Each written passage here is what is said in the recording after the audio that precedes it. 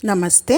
ಇಂದು ನಾವು ಪ್ರಕೃತಿಯ ಅಪರೂಪದ ಕೊಡುಗೆಯಾದ ಬಕುಳದ ಮರ ಮತ್ತು ಬಕುಳದ ಹೂವಿನ ಬಗ್ಗೆ ಸ್ವಲ್ಪ ಮಟ್ಟಿಗೆ ತಿಳಿಯೋಣ.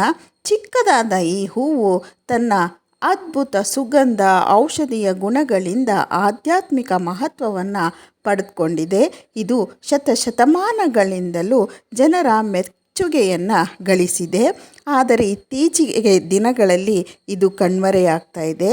ಬಕುಳದ ಮರ ಸದಾ ಹಸಿರಾಗಿರುವ ಮತ್ತು ನೆರಳನ್ನು ನೀಡುವ ಮರವಾಗಿದೆ. ಇದನ್ನು ವೈಜ್ಞಾನಿಕವಾಗಿ ಮಿಮಸೋಪ್ಸ್ ಎಲಿಂಗಿ ಅಂತ ಕರೀತಾರೆ. ವಿಶೇಷವಾಗಿ ದಕ್ಷಿಣ ಭಾರತದ ಪ್ರದೇಶಗಳಲ್ಲಿ ಹೆಚ್ಚಾಗಿ ಇದು ನೋಡಬಹುದು. ಬಕುಳದ ಮರ ಸುಮಾರು 10ರಿಂದ 15 ಮೀಟರ್ ಎತ್ತರ ಬೆಳೆಯುತ್ತೆ. ಇದರ ಎಲೆಗಳು ದಟ್ಟವಾಗಿದ್ದು ಬೇಸಿಗೆಯಲ್ಲೂ ತಂಪಾದ ನೆರಳನ್ನು ನೀಡ್ತವೆ. ಬಕುಳದ ಹೂವಿನ ವಿಶೇಷತೆ ಅದು ಚಿಕ್ಕದಾಗಿದ್ದರೂ ಅತ್ಯಂತ ಸುಗಂಧಯುಕ್ತವಾಗಿದೆ. ಸಾಮಾನ್ಯವಾಗಿ ಬಿಳಿ ಮತ್ತು ತಿಳಿ ಹಳದಿ ಬಣ್ಣದಲ್ಲಿರುವ ಈ ಹೂವು ಸಂಜೆ ಮತ್ತು ರಾತ್ರಿ ವೇಳೆಯಲ್ಲಿ ಇದರ ಪರಿಮಳ ಇನ್ನೂ ಹೆಚ್ಚಾಗಿ ಕೊಡುತ್ತದೆ. ಈ ಹೂವು ನೆಲಕ್ಕೆ ಬಿದ್ದ ನಂತರವೂ ತನ್ನ ಸುಗಂಧವನ್ನು ಬಹಳ ಸಮಯದವರೆಗೂ ಉಳಿಸಿಕೊಳ್ಳುತ್ತದೆ. ಆದ್ದರಿಂದ ಇಂದಿನ ಕಾಲದಲ್ಲಿ ಮಹಿಳೆಯರು ಈ ಹೂವನ್ನು ಕೂದಲಿಗೂ ಸಹ ಧರಿಸುತ್ತಿದ್ದರು, ಮುಡಿಯುತ್ತಿದ್ದರು. ಎಣ್ಣೆಯಲ್ಲಿ ಮಿಕ್ಸ್ ಮಾಡಿ, ಅಂದರೆ ಕೊಬ್ಬರಿ ಎಣ್ಣೆಯೊಂದಿಗೆ ಮಿಕ್ಸ್ ಮಾಡಿ ಹಚ್ಚಿಕೊಳ್ಳುತ್ತಿದ್ದರು. ಬಕುಳದ ಹೂವನ್ನು ದೇವರ ಪೂಜೆಯಲ್ಲಿ ಬಳಸಲಾಗುತ್ತದೆ. ಅನೇಕ ದೇವಾಲಯಗಳ ಆವರಣದಲ್ಲಿ ಈ ಮರಗಳನ್ನು ನೆಡಲಾಗುತ್ತಿತ್ತು. ಈ ಹೂವಿನ ಪರಿಮಳ ಮನಸ್ಸಿಗೆ ಶಾಂತಿ ಮತ್ತು ನೆಮ್ಮದಿಯನ್ನು ನೀಡುತ್ತದೆ ಎಂದು ನಂಬಲಾಗಿದೆ. ಕೆಲವು ಪುರಾಣಗಳಲ್ಲಿ ಮತ್ತು ಕಾವ್ಯಗಳಲ್ಲಿ ಬಕುಳದ ಹೂವಿನ ಸೌಂದರ್ಯ ಮತ್ತು ಸುಗಂಧದ ಬಗ್ಗೆ ವಿಶೇಷವಾದ ಉಲ್ಲೇಖಗಳನ್ನು ನಾವು ನೋಡಬಹುದು. ಇದು ಔಷಧಿಯಾಗಿಯೂ ಸಹ ಉಪಯೋಗಕ್ಕೆ ಬರುತ್ತದೆ. ಆಯುರ್ವೇದದಲ್ಲಿ ಹಲ್ಲು ಮತ್ತು ಒಸಡುಗಳ ಆರೋಗ್ಯಕ್ಕೆ ಇದು ತುಂಬ ಸಹಕಾರಿ.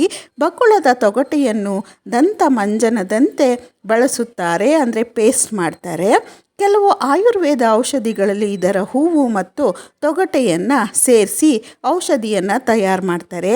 ಬಾಯಿ ವಾಸನೆ, ದುರ್ವಾಸನೆ ಕಡಿಮೆ ಮಾಡಲು ಸಹ ಈ ಮರದ ತೊಗಟೆಯನ್ನು ಚೆನ್ನಾಗಿ ಕಾಯಿಸಿ ಅದರ ರಸವನ್ನು ಬಾಯಿ ಮುಕ್ಕಳಿಸಲು ಉಪಯೋಗಿಸುತ್ತಾರೆ.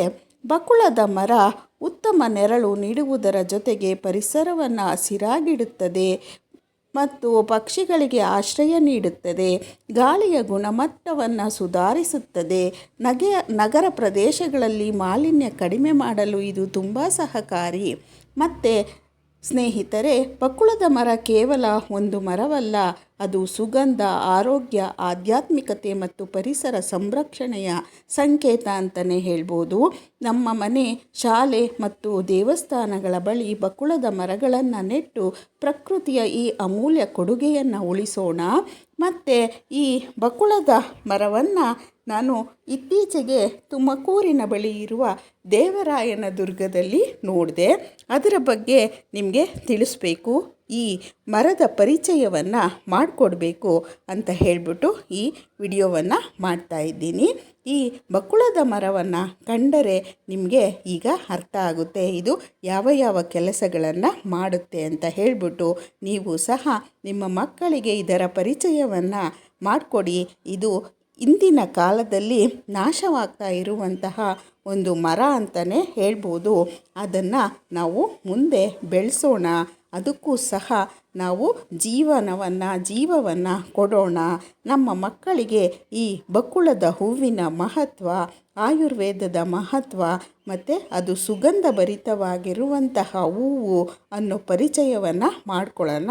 ನಮ್ಮ ಮಕ್ಕಳು ಕೆಲವು ವಸ್ತುಗಳನ್ನು ಮಾತ್ರ ನೋಡಿರ್ತಾರೆ, ಕೆಲವು ಹೂವುಗಳ ಪರಿಚಯ ಮಾತ್ರ ಮಾಡಿಕೊಂಡಿರ್ತಾರೆ. ಈ ಬಕುಳದ ಹೂವು ನಾಶವಾಗುವ ಕಾಲ ಸಮೀಪವಾಗ್ತಾ ಇದೆ.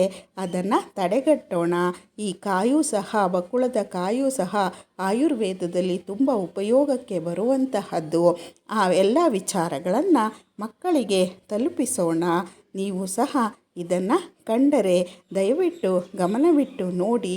ಅದರಲ್ಲಿ ಯಾವ ಅಂಶಗಳು ಇದ್ದಾವೆ, ಅದರ ಶಕ್ತಿ ಏನು ಅನ್ನೋದನ್ನು ಅರಿತುಕೊಳ್ಳಿ. ಅದನ್ನು ಉಳಿಸಿ ಬೆಳೆಸಿ ಇಷ್ಟು ಹೇಳಿ ನಾನು ಈ ವಿಡಿಯೋವನ್ನು ಮುಗಿಸ್ತಾ ಇದ್ದೀನಿ. ಬಕುಳದ ಹೂವು ತುಂಬ ಸುಂದರವಾದ ಹೂವು. ಅದರ ಎಲ್ಲ ಭಾಗಗಳು ಉಪಯೋಗಕ್ಕೆ ಬರುವಂಥದ್ದು ಅಂತ ತಿಳಿದು ನೀವು ಸಹ ಅದನ್ನು ಉಳಿಸಿ ಬೆಳೆಸಿ ಮುಂದೆ ಅದನ್ನು ಕಂಡರೆ ಅದನ್ನು ಸಂರಕ್ಷಿಸಿ ಅಂತ ಹೇಳ್ತಾ ಈ ವಿಡಿಯೋವನ್ನು ಮುಗಿಸ್ತಾ ಇದ್ದೀನಿ. ಮತ್ತೊಂದು ವಿಶೇಷವಾದ ವಿಡಿಯೋದೊಂದಿಗೆ ಭೇಟಿ ಮಾಡ್ತೀನಿ. ನಮಸ್ತೆ.